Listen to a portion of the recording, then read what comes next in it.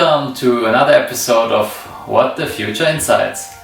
I hope everyone is doing great in home office, so let's have a look at how the labor market in this year has changed thus far and how much Covid-19 has had an influence on the requirements of companies.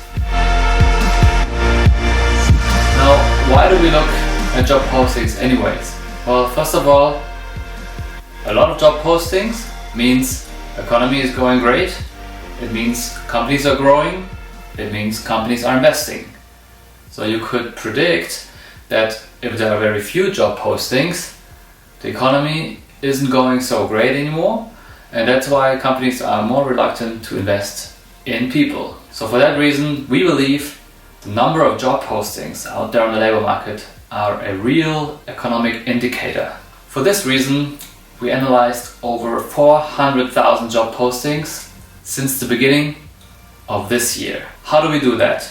Well, we set up crawlers that will fetch job postings automatically from career portals, from job boards, and so on. This data is stored and then analyzed with algorithms. We've only looked into Germany this time, and the industries we investigated were electronics, automotive, public sector, IT, supermarkets, retail, as well as the travel industry. So let's start with big numbers. Overall, in Germany, there were roughly 63,000 job postings in early March, and that was the peak this year. Only 3 weeks later, it has declined by over 65% down to roughly 22,000 job postings. And since then, it has remained at this quite low level. So now let's look at only our focus industries and let's see who has benefited but also suffered the most. Our focus industries already had their peak 1 week earlier, end of February, with roughly 24,000 job postings. And actually by the first week of April, it already had declined to only 6,000 job postings. That's a decrease of 75%. So to make this analysis a bit easier to comprehend, let's build two buckets here. The cluster, beginning of the year until the 6th of March, which is our cutoff date, and then the 6th of March until today, which is our second bucket. So we basically analyze pre-COVID and post-COVID times. So let's start with the winners. Who has been affected the least? Well, e-commerce, which is one of the focus industries, has only decreased by 14% comparing pre to post-COVID times. It's actually quite stable already now, but looking at these two buckets, there's a small decrease, but as of today, it has gone back to this pre-COVID level. So we can say e-commerce has not suffered.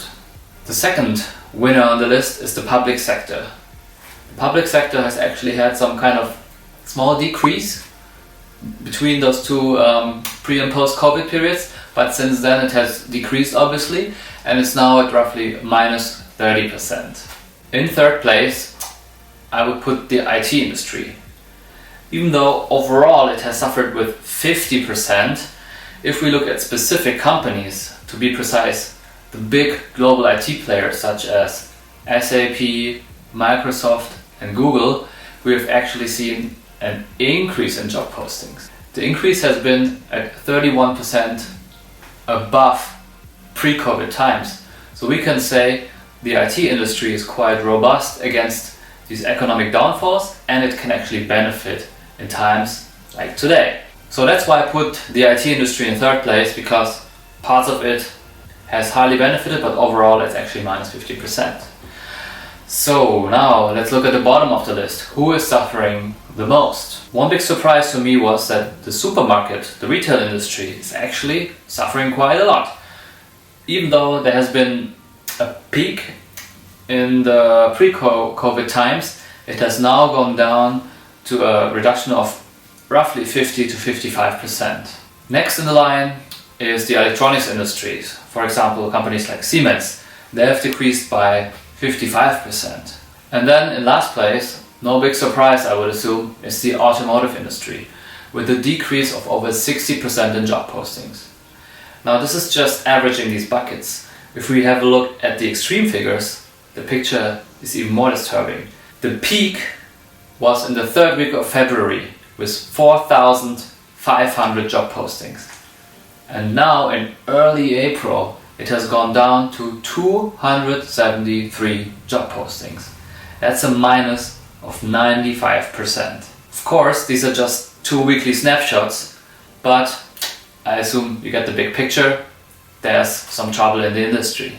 And actually I forgot about the travel industry, which is obviously in focus nowadays in the media. We included in the travel industry mostly the airlines. And what's astonishing is, first of all, they are even below the automotive industry at minus 70%, which probably doesn't come to a big surprise.